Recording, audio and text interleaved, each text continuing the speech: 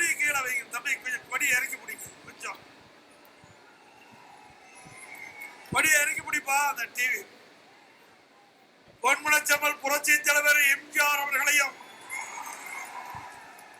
இதே புரட்சி தலைவி அம்மா அவர்களையும் இருவரும் தெய்வங்களை வணங்கி கீழ் வேலூர் சட்டமன்ற தொகுதிக்குட்பட்ட இந்த பகுதியிலே மிக சிறப்பாக எழுச்சியாக எழுச்சி பயண நிகழ்ச்சியிலே தலைமை தாங்கிய தலைமுறையாற்றிய இந்த மாவட்டத்தின் மண்ணின் மைந்தர், முன்னாள் அமைச்சர், கழக அமைப்பு செயலாளர், சட்டப்பேரவை உறுப்பினர், மரியாதைக்குரிய அண்ணன் திரு YS மணியன் அவர்களே, முன்னாள் அமைச்சர் திரு R ஜீவானந்தம் அவர்களே, அமைப்பு செயலாளர் முன்னாள் எம்எல்ஏ திரு ஆசமணி அவர்களே, திரு முன்னாள் அமைச்சர் திரு ஜெயபால் அவர்களே, முன்னாள் எம்எல்ஏ திரு பாபு உருவேல் அவர்களே, திருமதி இளவரசி தங்கராஜ் அவர்களே, திரு அபுசாலி அவர்களே, திருமதி மேரி டெல்மா அவர்களே, திரு R சண்முகராஜ் அவர்களே, திரு M சிவா அவர்களே, திரு வெண்மணி குமார் அவர்களே, கீழ்வேல் கோயில்களை திரு JP முரளி அவர்களே, நாகப்பட்டினம் தெற்கு ஒன்றிய திரு S குணசேகரன் அவர்களே, தலைநாயிறு மேற்கொண்டி திரு தங்க சபரிராஜன் அவர்களே, மற்றும் பேரவை திரு S பால்ராஜ் அவர்களே, சிறுபான்மை திரு காதர் மீரான் அவர்களே, மாவட்ட விவசாய இளவரசன் அவர்களே, மற்றும் BJP கட்சியினுடைய தலைவர்களே, தமிழ் மாநில கட்சியினுடைய தலைவர்களே, IJK தலைவர்களே, மற்றும் வரியிருந்து சிறப்பித்துக் கொண்டிருக்கின்ற அனைத்து இந்திய அண்ணா திராவிட முன்னேற்ற கழகத்திலே பல்வேறு பொறுப்புகளை வைக்கின்ற நிர்வாகிகளே, கழக உடன்பிறப்புகளே, கூட்டணி கட்சி சேர்ந்த தலைவர்களே, நிர்வாகிகளே, விவசாயிகளே, விவசாய தொழிலாளிகளே, இளைஞர் பட்டாளங்களே, மகளிரை சேர்ந்த சகோதரிகளே, பெரியவர்களை, தாய்மார்களே, அத்தனை பேருக்கும் என்னுடைய முதற்கண் நன்றி கலந்த வணக்கத்தை உறுத்தாக்குகிறேன். இந்த கீழ்வேலூர் சட்டமன்ற தொகுதி முழுவதுமே விவசாயிகள் நிறைந்த பகுதி, வேளாண்மை நிறைந்த பகுதி, விவசாயி விவசாய தொழிலாளி இரண்டு பேரும் வாழக்கூடிய மண் இந்த சட்டமன்ற தொகுதி. இதை நம்பித்தான் உங்களுடைய வாழ்க்கை அமைந்திருக்குது. ஆக உங்களுடைய வாழ்வு சிறக்க, உங்களுடைய எண்ணங்கள் நிறைவேற அனைத்து இந்திய அண்ணா திராவிட முன்னேற்ற கழக ஆட்சியில நிறைய திட்டங்களை கொண்டாந்து நிறைவேற்றிருக்கோம். இன்னைக்கு விவசாயினா அவருக்கு என்ன செய்ய வேண்டும், விவசாயி தொழிலாளினா அவளுக்கு என்ன செய்ய வேண்டும், பார்த்து பார்த்து கண்ணை எமை காப்பதை போல விவசாயிகளும் விவசாய தொழிலாளிகளும் காத்த அரசாங்கம் அதிமுக அரசாங்கம். இன்றைக்கு இந்த பகுதியெல்லாம் மீத்தேன் எடுப்பதற்கு, உங்களுடைய விளைநிலங்களை பறிப்பதற்கு முயற்சி நடந்த பொழுது அனைத்து இந்திய அண்ணா திராவிட முன்னேற்ற கழகம் அதை தடுத்து நிறுத்தி பாதுகாக்கப்பட்ட வேளாண் மண்டலத்தை கொடுத்தோம், சட்டத்தை கொண்டு வந்து நிறைவேற்றினோம்.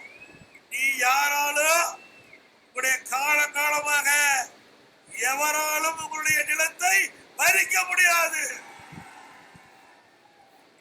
திரு ஸ்டாலின் அவர்கள் துணை முதலமைச்சர் தொழில்துறை மந்திரியா இருக்கும் போது மீத்தேன் ஹைட்ரோ கார்பனுக்கு புரிந்துணர்வு ஒப்பந்தம் போடுவதற்கு துணை போனவர். விவசாய நிலங்களை பாதுகாத்தது அனைத்து இந்திய அண்ணா திராவிட முன்னேற்ற அரசு. விவசாய நிலங்களை கொள்ளையடிக்க முயற்சித்தது திமுக அரசாங்கம். அது மட்டுமல்ல, ஏரி குளம் நிறைந்த பகுதி. இன்றைக்கு கோடை காலத்துல விவசாயிக்கு தேவை நீர் கிடைக்க வேண்டாம், நிலத்தடி நீர் உயர்த்த வேணும். அதற்காக குடிமராமத்து திட்டம், ஏரி குளம் குட்டா எல்லாம் தூர்வாரணும்ல. தூர்வாரி காலத்துல மழை பெய்கிற நீர் தேங்குது. விவசாயிகள் வண்டல் மண்ணை இலவசமா அள்ளி சென்றார்கள் அதிமுக ஆட்சி. இப்ப ஒரு லோடு மண்ணாவது அள்ள முடியும், அல்லனா அதுக்கு தகுந்த மாதிரி பில்ல போட்டு கையில கொடுத்து கவர்மெண்ட்டுக்கு போகாது, போற இடத்துக்கு போகும், விவசாயிக்கு வராது.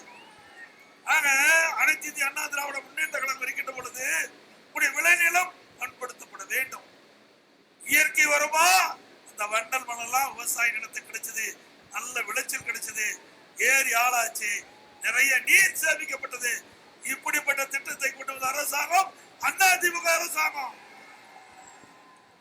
குறித்த காலத்துல கடவுளை பகுதி முழுவதுக்கும் அதிமுக ஆட்சியில தங்குதடை இல்லாம சாகுபடி செய்ய நீரை கொடுத்த அரசாங்கம் அதிமுக அரசாங்கம்.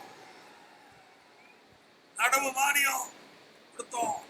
திமுக ஆட்சியில டெல்டா மாவட்டத்துல உரிமை சாகுபடி கடந்த 3 ஆண்டுகளா பயிர் காப்பீட்டு திட்டம் இல்ல. 2 ஆண்டுக்கு முந்தி இதே ஸ்டாலின் டெல்டா காரன் போய் மேட்டூர் அணை திறந்து விட்டாரு. நம்முடைய விவசாயிகள்லாம் ஆஹா, டெல்டா மாவட்டத்தை சேர்ந்த ஒரு முதலமைச்சர் குறித்த நேரத்திலே தண்ணீர் திறந்து விட்டார், அற்புதமாக நாம் நடவு செய்யலாம், நல்ல விளைச்சல் கிடைக்கும் என்று எதிர்பார்த்த அந்த நேரத்தில் விளைச்சல் பெறுகின்ற பொழுது தண்ணியில் அதை காஞ்சி போச்சு, வறண்டு போச்சு. 2 லட்சம் ஏக்கர் டெல்டா மாவட்டத்தில் இருக்கிற விவசாயிகள் பாதிப்படைஞ்சாங்க. பயிர் காப்பீட்டு திட்டம் பதிவு செய்யாத காரணத்துல இழப்பீடு கிடைக்கல. திமுக ஆட்சியில இழப்பீடு கொடுக்கல. இதே அனைத்து இந்திய அண்ணா திராவிட முன்னேற்ற கழக ஆட்சியில கஜா புயல் வந்தது, உரட்டி போட்டது இந்த பகுதியை. எந்தெந்த விவசாயிகளுக்கு என்னென்ன பயிர் கணக்கிட்டோம், அதுக்கு தேவையான இழப்பீட்டு தொகையை கொடுத்த ஒரே அரசாங்கம் அதிமுக அரசாங்கம். நான் பெருமையா அந்த நேரத்தில் குறிப்பிட, நானும் ஒரு விவசாயி, விவசாய வலி, அந்த வலி எனக்கு தெரியும். விவசாயி படுகின்ற கஷ்டம், துன்பம், துயரம், வேதனை எல்லாமே எனக்கு தெரியும். அவன் பயிரிட்டு அறுவடை செஞ்சு வீட்டுக்கு வந்தா தான் நிஜம். அப்படிப்பட்ட ஒரு சோதனையான தொழில், ஒரு கடினமான தொழில் விவசாயம். இந்த தொழில் நன்றாக இருக்க வேண்டுவதற்காக நாங்கள் ஆட்சியில் இருக்கின்ற வரை, அம்மா ஆட்சி இருக்கின்ற வரை 2 முறை விவசாய கடன் தள்ளுபடி செய்யப்பட்டது, பயிர் கடன். இன்றைக்கு விவசாயிகளுக்கு கடன் கொடுக்கணும் நிறைய விதிகள் பூத்ததா என காலையில பேசும்போது சொன்னாங்க. சிபில் என்று ஒரு விதி பூத்தாங்க. இன்றைக்கு கடன் கிடைக்க முடியல. விவசாயிகளுக்கு உரிய நேரத்தில் கடன் கிடைச்சாதான் சாகுபடி செய்ய முடியும். இந்த முதலமைச்சருக்கு ஒன்றும் தெரியாது, பொம்மை மாதிரி. விவசாயத்தை தெரிஞ்சாதானே தெரியும். உரிய நேரத்தில் நடவு செஞ்சாதானே விளைச்சல் பெற முடியும். உரிய நேரத்தில் கடன் கிடைச்சாதானே விவசாயி போய் அந்த சாகுபடி செய்ய முடியும். ஆக இன்றைக்கு தொடக்க வேளாண்மை கூட்டு வங்கியில கடன் பெறுவதில் பெரிய சிக்கல். அதிமுக ஆட்சி வந்தா சிக்கல் தீர்க்கப்படும். அது மட்டும் இல்ல, உரம் கிடைக்கல. உரம் கிடைக்கலையா? கிடைக்குதா? உரிய நேரத்தில் உரம் கிடைச்சாதான் பயிர் செழித்து வளர்ந்து நல்ல விளைச்சல் கிடைக்கும். விவசாயிகள் எங்களுக்கு தெரியும். அதனால அதிமுக ஆட்சி இருக்கின்ற வரை அந்த குறித்த காலத்துல விவசாயிகளுக்கு உரிய நேரத்துல உரங்கள் கிடைத்தது. இதெல்லாம் உர கட்டுப்பாடு. ரேஷன் கடையில் இருப்பாரு, 2 வருஷத்துக்கு முந்தி நான் பார்த்தேன். ரேஷன் கடையில் நிக்கிற மாதிரி உரம் வாங்குறதுக்கு லைன் நிக்கிறாங்க, கியூல நிக்கிறாங்க. இப்படிப்பட்ட அவள ஆட்சி தேவையா? தொடர வேணுமா? இந்த ஆட்சியில எல்லா துறையிலும் ஊழல் மலிஞ்சு போச்சு. கமிஷன், கலெக்ஷன், கரப்ஷன் இல்லாத துறையே இல்லை. எல்லா இடத்துலயும் லஞ்சம் தாண்டம் ஆடுது. ஆக இப்படிப்பட்ட ஆட்சி தேவையா? இன்னைக்கு அமலாக்கத்துறை டாஸ்மாக் ஊழல் கண்டுபிடிச்சிருக்குது. 1000 கோடி நாங்க, இப்ப 40,000 கோடிங்கிறாங்க. ஆக இந்த ஆட்சிக்கு வந்த பிறகு ஒரே சாதனை, கொள்ளையடிச்சுதான் சார். 40,000 கோடி கொள்ளையடிச்சுட்டாங்க. இது நாம சொல்லல. திமுக அமைச்சரவையில் இடம்பெற்றிருந்த ஒரு நிதி அமைச்சர் 2-3 வருஷத்துக்கு சொன்னாரு. திரு சபரீஷ் அவர்களும் திரு உதயநிதி ஸ்டாலின் அவர்களும் 30,000 கோடி கையில் வைத்துக் கொண்டு என்ன செய்வது என்று தடுமாறி கொண்டிருப்பதாக அந்த திமுக அமைச்சரவையில் இருக்கிற அமைச்சரே சொன்னார். அப்ப உண்மைதானே? நாம சொல்லல, நீங்க சொல்லல, நான் சொல்லல. திமுக அமைச்சரவையில் இருக்கிற ஒரு அமைச்சரே சொல்றான்னா எவ்வளவு கொள்ளையடிச்சிருக்கு. உண்மைதான், அவர் சொல்றது நெஞ்சதான். ஏன்னா டாஸ்மாக் கடையில ஒரு நாளைக்கு 1.5 கோடி பாட்டில் விற்குது. ஒரு பாட்டிலுக்கு 10 ரூபா. யார் வாங்குறது? உங்களுக்கு பேர் தெரியுமில்ல? அவர் அமைச்சர் இருக்கும்போது பூ வாங்கிட்டு இருக்கிறாங்க. நம்ம ஆளுங்கெல்லாம் கடைக்கு போக மாட்டேங்குன்னு நினைக்கிறேன். தப்பு வேண்டாம், இருந்தாலும் என்ன பண்றது, வழக்கு தோஷம். அதனால இன்னைக்கு நம்முடைய மக்கள்கிட்ட 10 ரூபா வாங்குறாங்க கடையில, ஒரு பாட்டிலுக்கு 10 ரூபா. ஒரு மாசத்துக்கு ஒரு நாளைக்கு 1.5 கோடி பாட்டில், ஒரு நாளைக்கு 15 கோடி, மாசத்துக்கு 450 கோடி மக்களுடைய பணம் மேலிடத்துக்கு போகிறாங்க. வருஷத்துக்கு 5400 கோடி. அதுல நிறைய அதுல மூலம். ஆக இப்படி டாஸ்மாக் ஊழல மத்திய அமலாக்கத்துறை கண்டுபிடிச்சிருது. இன்றைக்கு திணறிட்டு இருக்கிறாங்க. அடுத்த ஆண்டு நடைபெற்ற தேர்தலில் பல பேர் பத்திரமா இருப்பாங்க. எங்க இருப்பாங்களோ அங்க இருப்பாங்க. ஸ்டாலின் அவர்களே, அண்ணா திமுகவை பழித்து இழுத்து அவதூறா பேசிட்டு இருக்கிறீங்க. அண்ணா திமுக பொன்மனச்சம்மாள் புரட்சி தலைவர் எம்ஜிஆர் தொடங்கிய கட்சி. இந்த இயக்கம் புனிதமான இயக்கம். அம்மா தன் உடலையும் பொருட்படுத்தாம மக்களுக்காக உழைத்து மறைந்த தலைவர்கள் உருவாக்கிய கட்சி. எங்க கட்சியில வாரிசு அரசியல் கிடையாது. உங்களை போல திரு கருணாநிதி, திரு ஸ்டாலின், திரு உதயநிதி, இன்பநிதி, இது என்ன குடும்ப கட்சியா? வாரிசு அரசியலா? மன்னராட்சியா? இன்னைக்கு இந்தியாவில மன்னராட்சி ஒழிச்சுக்கிட்டாங்க. ஆனா தமிழ்நாட்டுல மன்னராட்சி கொண்டாடுறதுக்கு திரு கருணாநிதி குடும்பம் முயற்சிக்குது. இதை முறியடிக்க வேண்டுமா வேண்டாமா? ஏன் யார் வேணாலும் வரலாம். ஏன் அண்ணா வாய்ஸ் பண்ணி வரலாம், முன்னாடி வரலாம். என்ன உங்களுக்கு பட்டா போட்டு கொடுத்துருக்காங்களா? முதலமைச்சர் இவருதான் வரணுமா? கட்சிக்கு யார் வேணாலும் வா. ஆனா அனைத்து இந்திய அண்ணா திராவிட முன்னேற்ற கழகத்தில் ஜனநாயகம் உள்ள ஒரு கட்சி. யார் வேணாலும் வரலாம். எடப்பாடி பழனிசாமினா இங்க இருக்கிற சின்னசாமி வருவாங்க, இங்க இருக்கிற கந்தசாமி வருவாங்க. யார் வேணாலும் உழைத்து விசுவாசமா இந்த கட்சிக்கு இருந்தா யார் வேணாலும் வரலாம். அதுக்கு நானே உதாரணம்.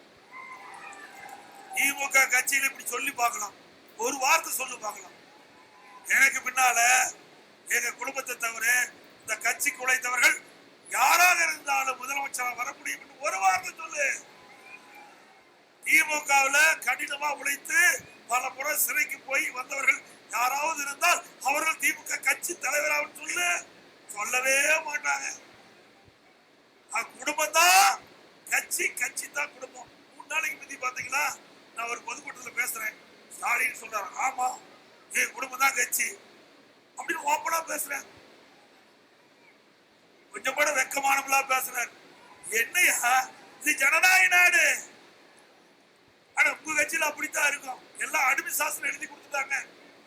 ஏன்னா அந்த மந்திரியா சொல்றாரு, இப்படி வந்தாலும் நாங்கள் ஏற்றுக்கொள்வோம் என்று. அப்புறம் கொள்ளையடிக்கிற மந்திரி அப்படித்தானே பேசி ஆகணும், இல்லைன்னா எடுத்து விடுவாங்க. அமைச்சர்கள் இருந்து விடுவிச்சாரு. ஆக திராவிட முன்னேற்ற கழகத்தை பொறுத்த வரைக்கும் கார்பரேட் கம்பெனி, அது கட்சி அல்ல, கம்பெனி ஆக்கிட்டாங்க. அந்த கம்பெனியில இன்னைக்கு கோடி கோடியா ஆயிரக்கணக்கான கோடி குவிஞ்சுக்கிட்டு இருக்குது. இப்படிப்பட்ட ஆட்சி தொடர வேணுமா? மக்களோட ஆட்சி வேணுமா உங்களுக்கு? இன்னைக்கு அண்ணா திமுக ஆட்சி இருக்கின்ற பொழுது விவசாயிகளை காப்பாற்றணும், விவசாய தொழிலாளியை காப்பாற்றணும். பசுமை வீடுகள் கொடுத்தோம், உழவர் பாதுகாப்பு திட்டத்தில் அவருக்கு உதவி செஞ்சோம், விலையெல்லாம் கரை மாடு கொடுத்தோம், விலையெல்லாம் ஆடுகள் கொடுத்தோம், விலையெல்லாம் கோழி. நான் கோழியும் கொடுத்தேன், நான் விவசாயி கொடுக்குறேன். என்ன தப்பு? நம்ம தொழில் ஐயா, நமக்கு என்ன தேக்கா? அதெல்லாம் கிடையாது. ஒருத்தர் திருடுதான் தப்பு, சொந்தமா உழைச்சா தப்பே இல்லை. இவன் போய் கொள்ளையடிச்சா தான் தப்பு. ஊர் மக்கள் பணத்தை கொள்ளையடிச்சா தப்பு, ஏழைகளை சுருடனா தப்பு. ஆனா அண்ணா திமுக ஆட்சி அப்படி இல்லை. இன்னைக்கும் சிறந்த ஆட்சி என்று மக்கள் சொல்வதற்கு சிறப்பான திட்டத்தை கொண்டாடும். இன்னைக்கு நாட்டு மக்கள் மதிக்கின்ற அளவுக்கு ஒரு சிறப்பான ஆட்சியை அம்மா அவர்கள் கொடுத்தாங்க. அம்மா மறைவுக்கு பிறகு நான் கொடுத்தோம். எவ்வளவு கஷ்டப்படுத்த நீங்க கொஞ்சமா நஞ்சமா ஒரு கிராமத்துல இருந்து வந்த விவசாய எப்படி எல்லாம் துன்பப்படுத்தின அண்ணன் இருந்தாங்க. நாங்கெல்லாம் சட்டமன்ற உறுப்பினராக எல்லாம் இருந்தாங்க. இந்த அவையே பார்த்துட்டு இருந்தது, நாடே அந்த தொலைக்காட்சி பார்த்துட்டு இருந்தது. என்னைய முதலமைச்சரான உடனே இன்னைக்கு மேதக ஆளுநர் வரை நீங்க சட்டமன்றத்துல பெரும்பான்மையை நிரூபிக்கணும் உத்தரவு போட்டாரு. அதன்படி பெரும்பான்மை நிரூபிக்கின்ற பொழுது என் டேபிள்ல டான்ஸ் ஆகும். ஏங்க ஒரு முதலமைச்சர் டேபிள்ல டான்ஸ் ஆடுறான். இவரெல்லாம் வந்தா நாடு உருப்படியாமா? சட்டம் ஈற்ற மாமன்றம், சட்டம் ஈற்ற மாமன்றம் அங்க ஆடுறாங்க. சபாநாயகரை பிடிச்சி கீழே இழுத்துட்டு திமுக கட்சிக்காரன் போய் அங்க அமர்றான். எவ்வளவு புனிதமான இருக்க. அதுக்கு மேல இன்னைக்கு நம்பிக்கை கோர தீர்மானம் நிறைவேறிடுது. ஸ்டாலினால பொறுக்க முடியல, சட்டை கிழிச்சுக்கிட்டு ரோட்ல போற ஸ்டாலின் அவர்களே, உங்களுக்கு நாங்கள் சொல்லிக் கொள்வதெல்லாம் 2026 சட்டமன்ற பொதுத் தேர்தலில் அனைத்து இந்திய அண்ணா திராவிட முன்னேற்ற கழக தலைமையில் அமைக்கப்பட்ட கூட்டணி பெரும்பான்மையான இடங்களில் வெற்றி பெறும். அண்ணா திமுக பெரும்பான்மையான இடங்களில் தனி பேரு கட்சி ஆட்சி அமைக்கும். சட்டை கிழிச்சிட்டு வெளியே போனீங்க, இப்ப எந்த நிலையில போவீங்கன்னே தெரியாது.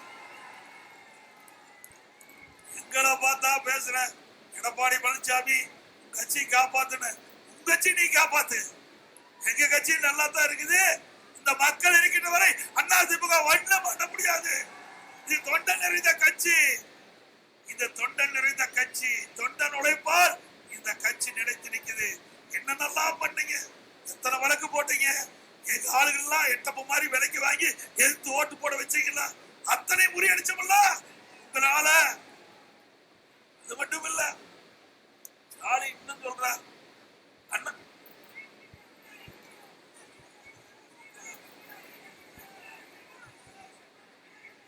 டிஎன்பிசி உள்ளதா?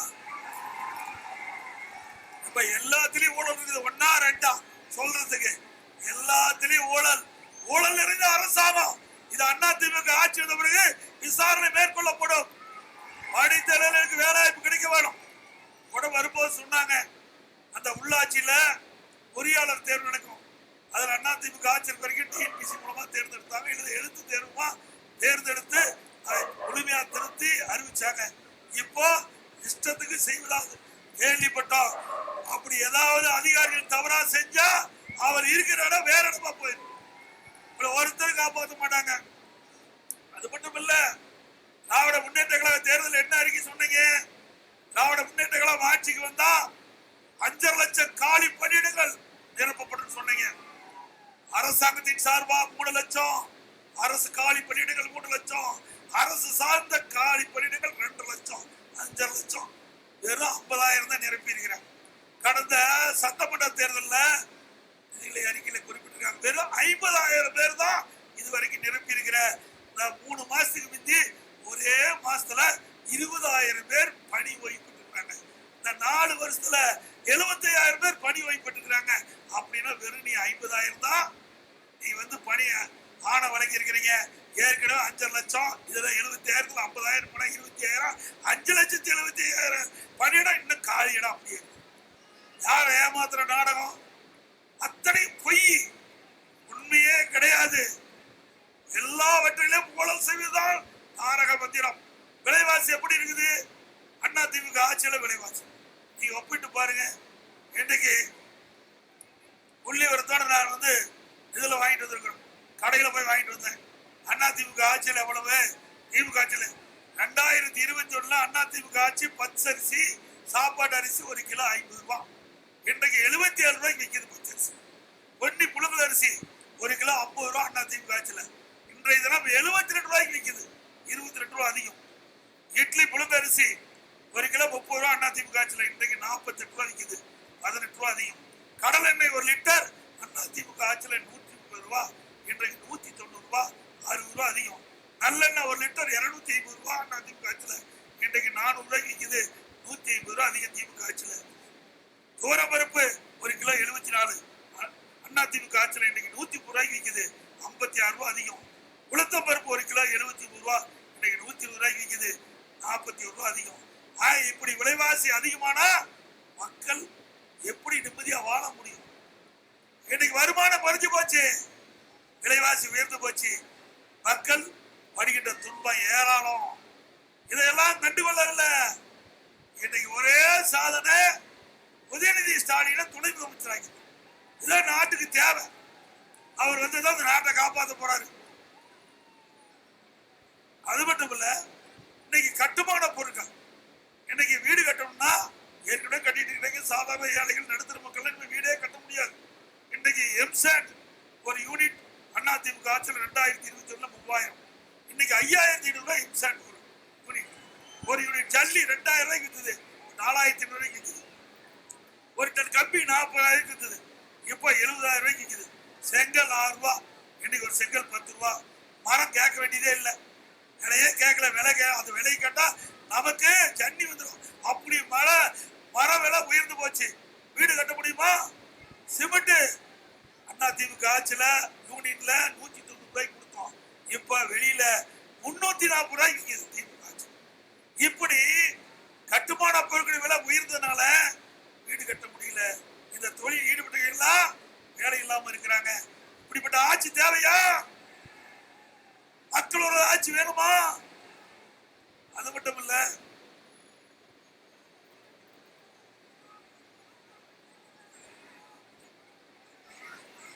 இந்த கீழ்வேலூர் சட்டமன்ற தொகுதியில ஒரு வேளாண்மை கல்லூரி ஆரம்பிச்சாங்க.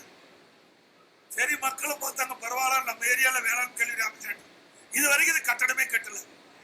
முதல் வருஷம் படிச்ச பையங்க 2வது வருஷத்துல வெவ்வேறு இடத்துல ஒரு வருஷம் படிக்கிறதா இருக்கிற, மீதியெல்லாம் வெவ்வேறு பகுதியில படிச்சுட்டு இருக்கிறாங்க. அதிமுக ஆட்சி பொறுத்த வரைக்கும் எந்த திட்டத்தை அறிவித்தாலும் உடனுக்குடன் அதுக்கு தேவையான கட்டடத்தை கட்டி அந்த மாணவர்களுக்கு நல்ல கல்வி கொடுத்தோம். அதிமுக ஆட்சியில ஒரே ஆண்டுல 11 மருத்துவக் கல்லூரி கொண்டு வந்து கொடுத்தோம், 7 சட்டக்கல்லூரி கொடுத்தோம், 21 பாலிடெக்னிக் கல்லூரி, 67 கலை மற்றும் அறிவியல் கொடுத்து நிறைய படிக்க வச்சோம். இந்த ஆட்சியில் அப்படி இருக்குதா? அது மட்டும் இல்லைங்க, நீங்க கிராமம் நிறைந்த பகுதி, கிராமத்தில் இருக்கிற மக்கள் ஏதாவது நோயாப்பட்டா 20 கிலோமீட்டர் போய் நகரத்தில் போய் சிகிச்சை பெறுவோம். அங்கதான் டாக்டர்.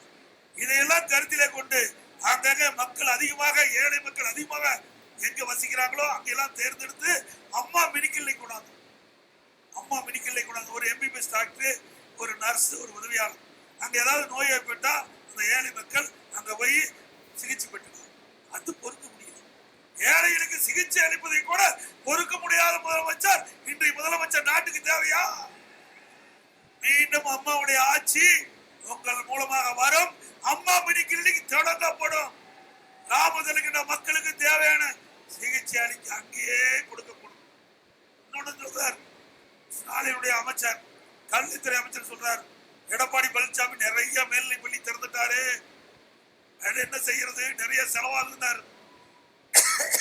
அந்த திமுக அரசாங்கத்துக்கு சொல்றோம், கிராமத்திலிருந்து நகரம் வரை ஏழை மக்கள் அதிகமாக இருக்கின்ற அந்த உயர்நிலை பள்ளியில அங்கேயே ஒரு மேல்நிலை பள்ளி அப்படி திறந்தா தான் அந்த குழந்தைகள் படிக்கும். அவர்களை உயர்கல்வி படிக்க வேணும் அப்படின்னா அந்த பகுதியில மேல்நிலை பள்ளி திறந்தா தான் அந்த குழந்தைகள் படிக்க முடியும் என்ற நிலை கருதி எங்கெல்லாம் மாணவர் குறைவாக இருந்தாலும் கோரிக்கை வந்து அங்கெல்லாம் மேல்நிலை பள்ளி தோக்கணும். சட்டமன்றத்திலேயே பேசுறார் கல்வித்துறை அமைச்சர், திமுக கல்வித்துறை அமைச்சர். அதிமுக ஆட்சியில நிறைய நீங்க திறந்துட்டீங்க, என்ன பண்றதுனாரு, கல்விதான கற்க திறந்தோம், எங்க வீட்டுக்கார நாங்க எடுத்துட்டு போயிட்டோம். மக்களுக்கு தேவை, அவர் கேட்டாங்கன்னு கொடுத்தோம். இது என்ன தப்பு?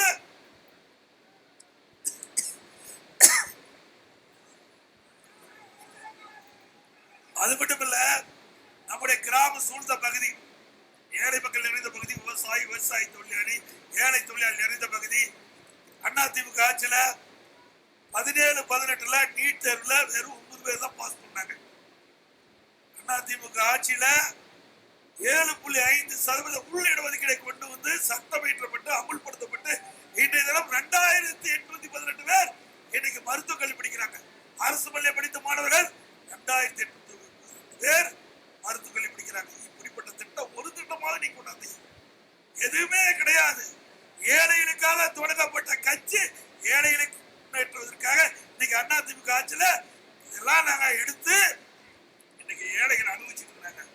முதல் செட் வெளிவந்தாச்சு. இந்த ஆண்டு முத 7.5% இடஒதுக்கீட்டில் சேர்ந்த மாணவ மாணவி MBBS படிச்சுட்டு வந்துட்டாங்க.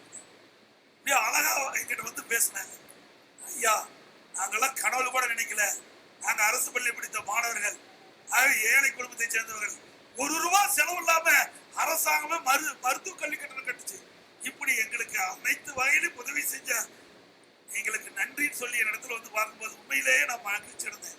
நான் கிராமத்துல இருந்து வந்தேன், கிராமத்திலிருந்து வந்தவன், அரசு பள்ளியை படித்தவன். ஆகவே அந்த உணர்வு எனக்கு இருந்தது. இன்றைக்கும் உங்களோட உணர்வோடு பேசுகிறேன். இன்றைக்கு விவசாயிகளுக்கு நிறைய கருவிகள் வாங்கி தரோம். அதுல ஊழல். அதிமுக ஆட்சி இருக்கின்ற பொழுது மானிய விலையில டிராக்டர் கொடுப்போம், மற்ற ஊகரெல்லாம் கொடுப்போம். திமுக ஆட்சி வந்து அதெல்லாம் அதிமுக ஆன்லைன்ல பதிவு பண்ணா சீனியாரிட்டி படி முறையா கொடுத்தோம். திமுக ஆட்சிக்கு வந்த பிறகு அதெல்லாம் எதுவுமே முறைப்படுத்தல. யார் அவர்களுக்கு வேணுமோ, யார் லஞ்சம் கொடுக்குறாங்களோ அவர்களுக்கு இன்னைக்கு டிராக்டர் கொடுக்குறாங்க. ஒரு டிராக்டர் 10 லட்சம் ரூபாய்னா நம்ம விவசாயி அவர்கள் வந்து பெண் விவசாயிகளா இருந்தா, அவர் நிலம் இருந்தா 50% மானியம், மற்ற விவசாயிகளுக்கு 40% மானியத்தை கொடுத்தாங்க. எல்லாமே திமுக கணக்கு பண்ணி வச்சுட்டு இதையெல்லாம் முறையாக விசாரித்து தவறு நடைபெற்றிருந்தால் நடவடிக்கை எடுக்கப்படும். விவசாயியுடைய பணத்தை எவரும் கொள்ளையடிக்க விட மாட்டோம். இதுல வேணாலும் கொள்ளையடி, ஆனா விவசாயி வயிற்றில் அடிக்காதே, ஒருபோதும் நான் ஏற்றுக்கொள்ள மாட்டோம். அது மட்டும் இல்ல, விவசாய பட்ஜெட்டா என்னையா பட்ஜெட் பண்ண, அதனால விவசாயிக்கு என்ன நன்மை அடிச்சாங்க? 20 டிபார்ட்மெண்ட், அதுல என்னென்ன நிதி இருக்குதோ அதெல்லாம் எடுத்து அதுல ஒரு வாசகம் எல்லாம் போட்டு ஒரு புக்லெட் போட்டு 2 மணி நேரம் அந்த வேளாண்மை துறை அமைச்சர் பட்ஜெட் பண்ணுவார். கடைசியில் பார்த்தா பூஜ்ஜியம், ஒண்ணுமே இல்ல. எல்லாம் பல துறை, நிறைய துறை இருக்குது. அந்த துறை இருக்குது எடுத்து இதுல வேளாண்மை துறையில் ஒரு பட்ஜெட்டை போட்டு அதுக்கு ஒரு நிதியை போட்டு நிறைய நிதி ஒதுக்குற மாதிரி சொல்லி ஏமாற்றுகிறார் விவசாயிகளை. இப்படிப்பட்ட அரசாங்கம் தேவையா? விவசாயிகளை ஏமாற்ற அரசாங்கம் தேவையா? சிந்திச்சு பாருங்க. விவசாயி என்றால் சாதாரண விஷயம் அல்ல. ரத்தத்தை வேர்வையாக மண்ணிலே சிந்தி உழைக்கின்ற விவசாயி நல்லா வாழ வேண்டும். அதுதான் என்னுடைய விருப்பம். விவசாயி உற்பத்தி செய்கின்றதுனாலதான் எல்லாமே நல்லா வாழ முடியும். உணவு உற்பத்தியை பெருக்கி கொடுக்கின்றவர் விவசாயி. அப்படிப்பட்ட விவசாயம் செழிக்க அதிமுக ஆட்சியிலே நாங்கள் நடவடிக்கை எடுப்போம் இந்த நேரத்தில் தெரிவிச்சு, இப்போ உங்களுடன் ஸ்டாலின் வந்துட்டார். இதுவரைக்கும் யாருடன் இருந்தாரா தெரியல, இப்பதான் உங்களுடன் ஸ்டாலின் வந்திருக்கார்.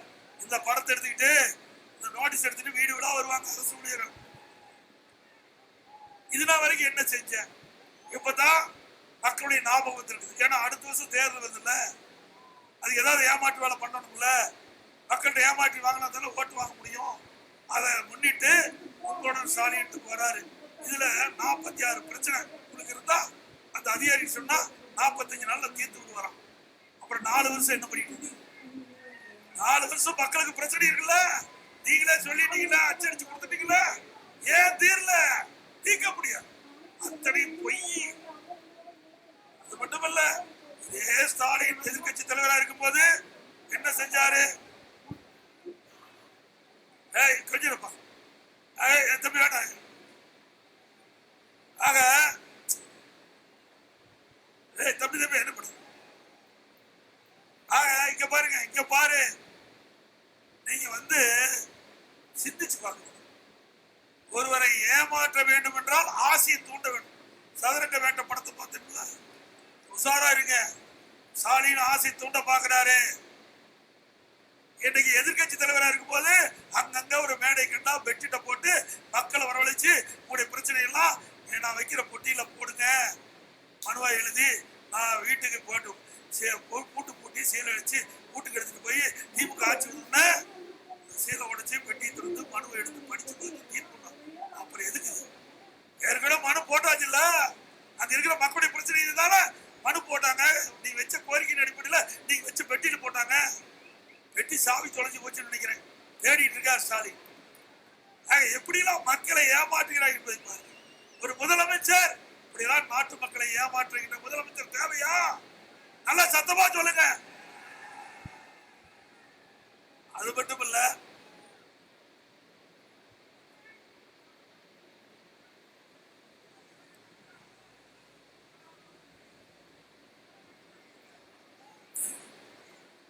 அண்ணன் சொல்றாரு, இந்த கீழ்வேலூர் தொகுதி தொடர்ந்து கூட்டணி கொடுக்குறீங்க, இந்த முறை அதிமுக நிற்கும் சொல்றாரு. உங்களுடைய எண்ணம் நிறைவேறும். இவ்வளவு அழகான மக்கள் இருக்கிறீங்க. அதிமுகவை நேசிக்கின்ற மக்கள் இங்கே நிற்கிறீர்கள். அதிமுக சட்டமன்ற உறுப்பினர் வர வேண்டும் என்று உடைய எண்ணம் நிறைவேறும். எனவே இன்றைக்கு கீழ்வேலூர் சட்டமன்ற தொகுதியில் நிறைய திட்டங்களை நிறைவேற்றுகிறோம். கடல் நீர் உட்புகாமல் தண்ணீர் கடலுக்கு போகாமல் தடுக்க 5 ஆறுகள் தடுப்பணைகள் ரூபாய் 570 கோடியில கட்டியிருக்கிறோம். அதில் 2 கீழ்வேலூர் தொகுதியில். குடிமராமத்து திட்டத்தின் மூலம் அனைத்து குளங்கள், வாய்க்கால்கள், ஏரிகள் அனைத்தும் நீர்களிலும் தூர்வாரப்பட்டு பாசனம் செய்து கொண்டிருக்கிறோம்.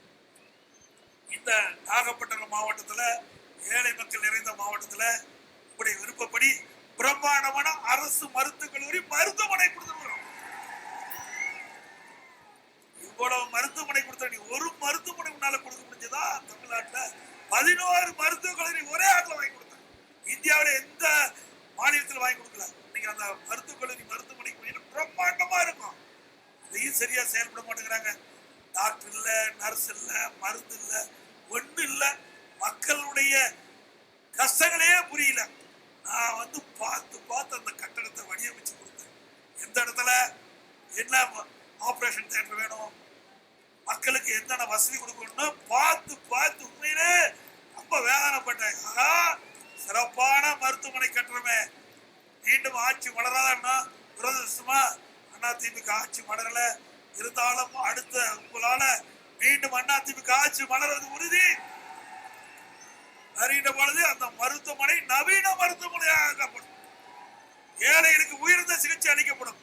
அப்போலோ மருத்துவமனையில் என்ன சிகிச்சை, அதே சிகிச்சை நாகப்பட்டினம் மாவட்டத்தில் இருக்கின்ற அரசு அந்த மருத்துவமனையில் நல்ல சிகிச்சை அளிக்கப்படும் என்ற செய்தி இந்த நேரத்தில் தெரிவித்து, அனைத்து அண்ணா திராவிட முன்னேற்ற கழக அரசு மக்களுடைய அரசாங்கம். மக்கள் என்ன எண்ணுகிறார்களோ அதை நிறைவேற்றுகின்ற அரசாங்கம் அதிமுக அரசாங்கம். முடியட்டும் திமுக ஆட்சி, மலரட்டும் மக்கள் ஆட்சி. முடியட்டும் திமுக ஆட்சி, மலரட்டும் மக்கள் ஆட்சி. மக்களை காப்போம், தமிழகத்தை மீட்போம். மக்களை தமிழகத்தை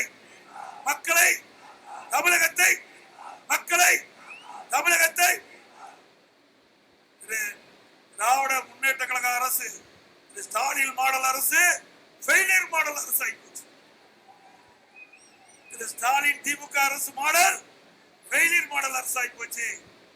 பை பை ஸ்டாலின். நன்றி, வணக்கம்.